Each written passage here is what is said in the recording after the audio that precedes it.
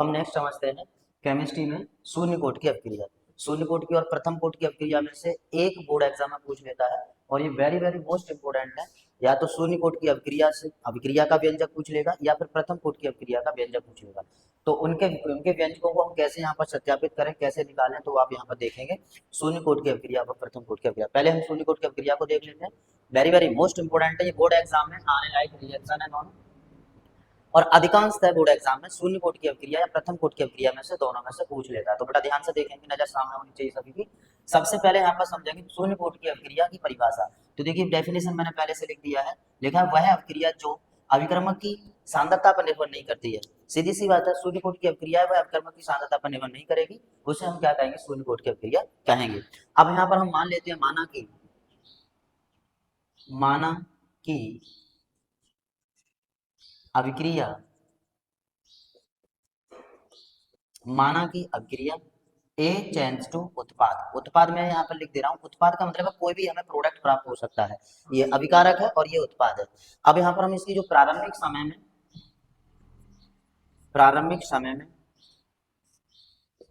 जो सांद्रता है वो ए मान लेते हैं। प्रारंभिक समय का मतलब है T equal to zero. T equal to zero मतलब जीरो यहाँ पर समय है। शुरुआती में सांद्रता हमारी ए है और उत्पाद अभी कोई प्राप्त नहीं हुआ है, इसलिए इधर क्या है, शून्य है। अब हम टी समय पश्चात करें, टी समय पश्चात, तो टी समय पश्चात टी बराबर टी मतलब पश्चात कोई प्रोडक्ट प्राप्त हो गया मैं ए, और ये ए प्रोडक्ट हुआ है बेटा ए में से, तो इसे लिखते हैं ए माइनस एक्स। इतनी बात समझ में आ गई होगी। तो आगे बढ़ते हैं नेक्स्ट। अब हम लिखते हैं यहाँ पर अपक्रिया दर समीकरण। R is proportional to K, R is proportional to active mass of A। यहाँ पर अभिकर्मक की सांद्रता पर निर्भर नहीं करती है, उसे शून्य कोटि की अपक्रिया कहते हैं। बेटा अभिक्रिया दर समीकरण में याद रखोगे कि अभिकारक पदार्थों को लिया जाता है, इसलिए मैंने लिखा है R is proportional to active mass of A। तो यहाँ पर A है। अब हम क्या करेंगे, इसे प्रोपोर्शनल को हटाएंगे तो R equal to constant K active mass of A। यहाँ पर एक बात याद रखेंगे, शून्य कोटि की अपक्रिया है तो इसका यहाँ पर पावर क्या होगा, शून्य होगा। अब हम जानते हैं कि क्योंकि एक्टिव मास ऑफ ए की पावर जीरो का मान कितना होगा बेटा, 1 होगा। तो इसलिए हम यहाँ पर 1 रखेंगे, तो इसलिए हो जाएगा आर इक्वल टू के। इसे मान लेते हैं इक्वेशन नंबर फर्स्ट। इतना समझ में आ गया होगा। अब नेक्स्ट थोड़ा ध्यान से देखेंगे। बल गतिकी के नियम से, बल गतिकी का नियम क्या कहता है, R equal to D X upon D T. तो यहाँ पर इसे मान लेते हैं सेकंड। अब बेटा आप एक बार समीकरण 2 को देखिए, चेक करिए, इनका लेफ्ट हैंड साइड इक्वल है तो राइट हैंड साइड भी क्या होगा, इक्वल होगा। तो समीकरण 1 व 2 से इनका आर यहाँ है, लेफ्ट हैंड साइड इक्वल है तो राइट हैंड साइड के equal to D X upon D T. इतनी बात समझ गए। अब डी टी का हम इधर कर देंगे तो ये हो जाएगा डी एक्स इक्वल टू के इंटू डी टी। इधर हमने गुणा कर दिया है। अब हम दोनों पक्षों का कर देंगे बेटा समाकलन, दोनों पक्षों का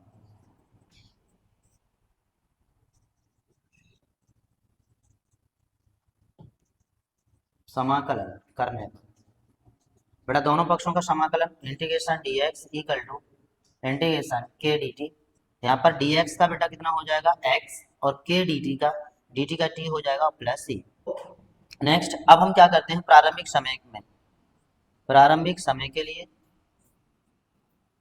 प्रारंभिक समय t बराबर 0 और यहाँ पर x बराबर क्या है बेटा 0 है, क्योंकि प्रारंभिक समय में हमारा कोई भी प्रोडक्ट प्राप्त नहीं हुआ है, उत्पन्न नहीं हुआ है, उत्पाद पदार्थ कुछ भी प्राप्त नहीं हुआ है, तो इसलिए यहाँ पर x बराबर 0 और प्रारंभिक समय हमारा t बराबर 0 है।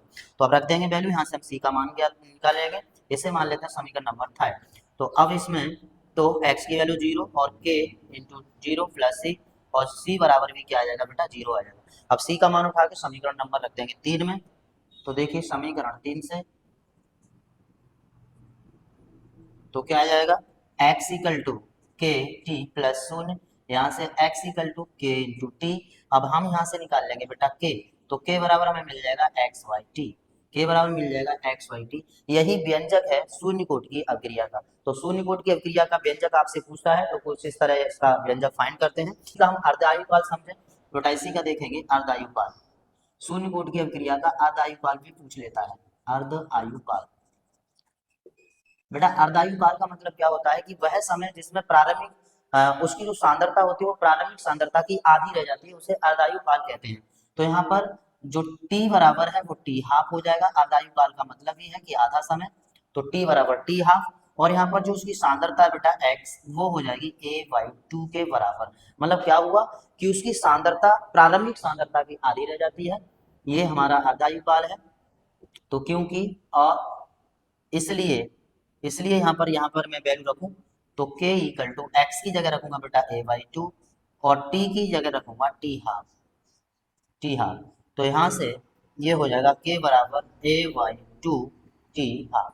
ये होता है बेटा इसका अर्धायु काल। तो इतना समझ में आ गया होगा, ये अर्धायु काल है। अर्धायु काल की डेफिनेशन वह समय जिसमें अभिक्रिया की सांद्रता उसकी प्रारंभिक सांद्रता की आधी रह जाती है, उसे अर्धायु काल कहते हैं। जिसे टी हाफ से प्रदर्शित करते हैं, इसलिए टी बराबर टी हाफ। प्रारंभिक सांद्रता ए है तो प्रारंभिक सांद्रता की आधी रह जाती है, मतलब यहाँ पर a/2, तो x बराबर a/2 वैल्यू पुट अप कर देंगे इसमें। यहाँ से हमें ये शून्य कोट की अभिक्रिया का अर्धायु काल का क्या मिल जाएगा, व्यंजक मिल जाएगा। तो इस तरह से प्रथम कोट शून्य कोट की अभिक्रिया और उसका अर्धायु काल ज्ञात करते हैं। इतना बेटा नेक्स्ट देखेंगे, दूसरा पॉइंट है हमारा प्रथम कोट की अभिक्रिया। तो जिस तरह हमने शून्य कोट की अभिक्रिया देखा उसी तरह सेम इसका है यहाँ पर प्रथम कोट की अभिक्रिया। सिर्फ वहां पर शून्य कोट की अभिक्रिया में क्या था कि अभिक्रमण की सांद्रता पर निर्भर नहीं करता है, लेकिन यहाँ पर इसकी डेफिनेशन में लिख दिया है कि प्रथम कोट की अभिक्रिया की परिभाषा वह अभिक्रिया जो अभिक्रमण की इकाई सांद्रता पर निर्भर करती है, वह अभिक्रिया जो अभिक्रमण की इकाई सांद्रता पर निर्भर करती है उसे क्या कहते हैं, प्रथम कोट की अभिक्रिया कहते हैं। एक अभिक्रमक या इकाई सांद्रता पर निर्भर करती है उसे क्या कहते हैं, प्रथम कोट की अभिक्रिया कहते हैं। पर डेफिनेशन लिखा है, यहाँ से देख लेंगे। आप देखेंगे बेटा इसका प्रथम कोट की अभिक्रिया का व्यंजक, तो सामने समझेंगे ध्यान से इसका प्रथम कोट की अभिक्रिया का व्यंजक कैसे निकालें। तो माना कि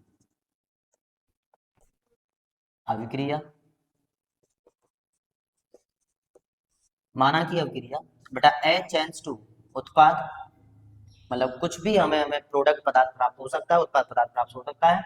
और यहाँ पर ए क्या है, अभिकारक है। तो प्रारंभिक समय में हम इसकी सांद्रता ए मानते हैं, उत्पाद अभी कुछ प्राप्त नहीं हुआ है, टी बराबर यहाँ पर 0 होगा क्योंकि प्रारंभिक समय है। अंतिम समय में, अंतिम मतलब टी समय पश्चात, अंतिम भी लिख सकते हैं, टी समय पश्चात भी लिख सकते हैं। टी समय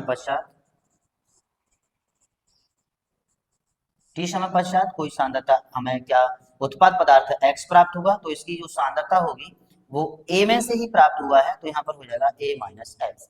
इतना समझ में आ गया। अब हम इसका दर समीकरण लिखेंगे, अभिक्रिया दर समीकरण।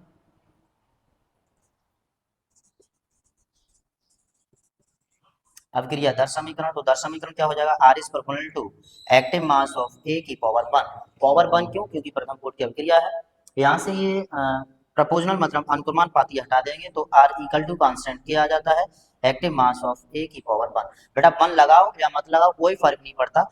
अब क्योंकि active mass of A equal to दिया है ए माइनस एक्स, ये सांद्रता है इसकी ए माइनस एक्स, तो यहाँ पर उठा के ये वैल्यू यहाँ रख देंगे, इसलिए आर इक्वल टू कांस्टेंट के और यहाँ हो जाएगा a माइनस एक्स। ये एक्टिव मास ऑफ a की जगह हमने रख दिया है a माइनस एक्स। इसे मान लेते हैं क्वेश्चन नंबर फर्स्ट। इतना समझ में आ गया होगा। अब हम चलते हैं बेटा वर्गत्की के नियम से।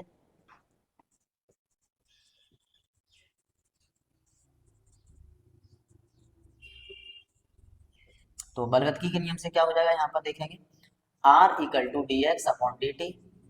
इसे मान लो क्वेश्चन नंबर सेकंड। अब ये एक और ये दो, अब आप इनका देखेंगे एक और दो का लेफ्ट हैंड साइड इक्वल है तो राइट हैंड साइड इक्वल हो जाएगा। तो यहाँ पर समीकरण एक व दो से ये हो जाएगा बेटा k into A minus X equal to D X upon D T. इतना समझ में आ गया होगा। डी टी का हम इधर गुणा कर देते हैं और ए माइनस एक्स को इधर ले जाते हैं, तो ये हो जाएगा k into D T equal to D X upon A minus X. इतना समझ में आ गया होगा। अब हम दोनों पक्षों का क्या कर देंगे बेटा समाकलन, तो दोनों पक्षों का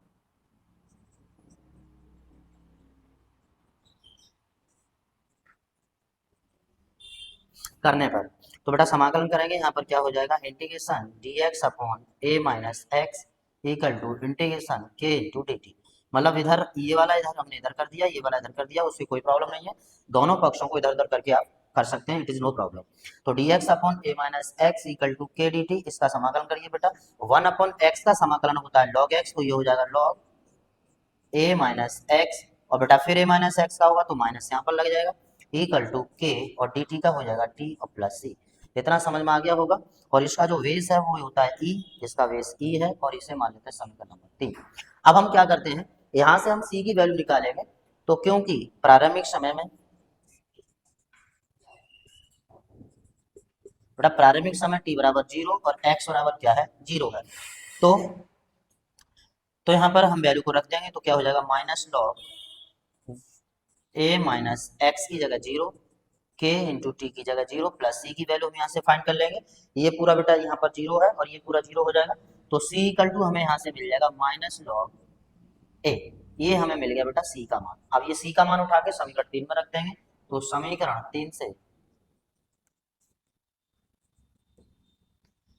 3 से क्या हो जाएगा बेटा minus log a minus X equal to K T, और माइनस सी की जगह रखेंगे ना बेटा, यहाँ पर ये सी की जगह रखेंगे माइनस लॉग ए, तो यहाँ हो जाएगा minus log A minus log ए। अब बेटा इसको हम इधर ले लेंगे तो ये हो जाएगा this is imply that K T equal to log A minus log A minus X. इतना समझ में आ गया बेटा। इसको हमने इधर लिया है, इधर लेंगे तो ये प्लस का हो जाएगा और ये हमारा इधर माइनस का है, ये इसको हमने पूरा इधर घुमा लिया है, ठीक है। तो अब दिस इज इम्प्लाई दैट यहाँ पर K T equal to log m minus N का यहाँ पर फॉर्मूला लगा देंगे, तो लॉग m ये हो जाएगा a upon a minus N. यहाँ पर क्यों हुआ, क्योंकि मैं यहाँ पर बता दे रहा हूँ अलग से, log m minus log n के हिसाब से ये होता है बेटा लॉग m अपॉन n, ये फॉर्मूला होता है, इसके हिसाब से हमने यहाँ पर इतना कर लिया है, तो इतना समझ में आ गया होगा। अब हम ये जो नेचुरल बेस ई है इसको हम अगर बेस 10 में बदलें तो क्या होगा आगे देखेंगे। उससे पहले थोड़ा सा हम इसे चेंज कर लेते हैं, के की वैल्यू निकालेंगे तो के बराबर हो जाएगा 1 upon T log a upon a minus X. इतना समझ में आ गया होगा। अब हम बेस 10 में से चेंज करेंगे तो k इक्वल टू क्या हो जाएगा 2.303। बेटा जब बेस 10 में चेंज करते हैं तो 2.303 का मल्टीपल हो जाता है upon T log base 10 a upon a minus X. इतना हमारा ये फाइनल हो गया। ये है हमारा प्रथम कोटि की अभिक्रिया का व्यंजक। तो इतना समझ में आ गया होगा। इस तरह से प्रथम कोटि की अभिक्रिया का व्यंजक फाइंड करते हैं, तो इसको आप ध्यान से एक बार देख लेंगे, यहाँ से क्लियर आपको हो जाएगा कि प्रथम कोटि की अभिक्रिया का किस तरह हम व्यंजक ज्ञात करें। अब देखेंगे बेटा यहाँ पर प्रथम कोटि की अभिक्रिया का अर्धकालिक काल। देखिए कभी कभी एग्जाम में प्रथम कोटि की अभिक्रिया के साथ साथ उसका अर्धकालिक काल भी पूछ लेता है, तो यहाँ पर ध्यान से समझेंगे उसका अर्धकालिक काल क्या है। इसमें मैंने लिख दिया है अर्धकालिक काल किसे कहते हैं, वह समय जिसमें अभिक्रमक की सांद्रता उसकी प्रारंभिक सांद्रता की आधी रह जाती है, उसे हम अर्धकालिक काल कहते हैं। तो सिंपल बेटा यहाँ से याद कर लेंगे क्या हुआ, वह समय जिसमें अभिक्रमक की सांद्रता उसकी प्रारंभिक सांद्रता की आधी रह जाती है उसे अर्धकालिक काल कहते हैं। यहाँ पर तो देखेंगे जिसमें प्रारंभिक सांद्रता की आधी रह जाती है, इसका मतलब क्या है कि क्योंकि t बराबर तो होगा बेटा टी हाफ, क्योंकि यहाँ से हम अर्धकालिक काल ज्ञात कर रहे हैं, t बराबर टी हाफ, और जो उसकी अंतिम सांद्रता उसकी जो सांद्रता है a माइनस एक्स उसकी प्रारंभिक सांद्रता की आधी रह जाएगी, तो a माइनस एक्स की जगह आप a/2 रखेंगे, तो इसलिए हमारे पास क्या था k equal to 2.303 divided by T log base 10 और a upon a minus X. इतना था बेटा। अब a माइनस एक्स की जगह रखेंगे a/2 और t की जगह रखेंगे हाफ, तो this is imply that k equal to 2.303 upon T half log base 10 और यहाँ से a अपॉन a/2। बेटा टी हाफ को हम इधर ले जाएंगे, k को इधर कर देंगे, तो this is imply that T half equal to 2.303 divided by k log base 10। a से a कैंसिल हुआ, यहाँ पर रह गया 2 ऊपर पहुँच जाएगा तो 2 पर हम log 2 का मान लगाएंगे, तो log 2 की वैल्यू कितनी होती है, क्योंकि log 2 इक्वल टू होता है 0.3010। ये बेटा log 2 का मान होता है 0.3010। यहाँ पर log 2 का मान उठा के यहाँ रख देंगे, तो इसलिए ये हो जाएगा T half equal to 2.303 divided by K into 0.3010। इसमें हम मल्टीपल कर देंगे 2.303 का 0.3010 में, लगभग इसका जब मल्टीपल करते हैं तो इसकी वैल्यू आ जाती है टी हाफ इक्वल टू 0.695 या 3 के समथिंग इसकी वैल्यू आ जाती है, मतलब 0.693 डिवाइडेड बाई के। तो ये होगा हमारा प्रथम कोटि की अभिक्रिया का अर्ध आयु काल का व्यंजक। तो बेटा मैंने आपको बताया था शून्य कोटि की अभिक्रिया का व्यंजक और उसका अर्धआयु काल, फिर मैंने बताया प्रथम कोटि की अभिक्रिया का व्यंजक और फिर उसका बताया था अर्धआयु काल। तो इतना ध्यान से आप यहाँ पर समझ लेंगे, पूरा क्लियर एक ही वीडियो में हो जाएगा कि प्रथम कोटि की और शून्य कोटि की अभिक्रिया का व्यंजक क्या है, उसका अर्धआयु काल क्या है। तो इतना आप नोट कर लीजिए, ठीक है।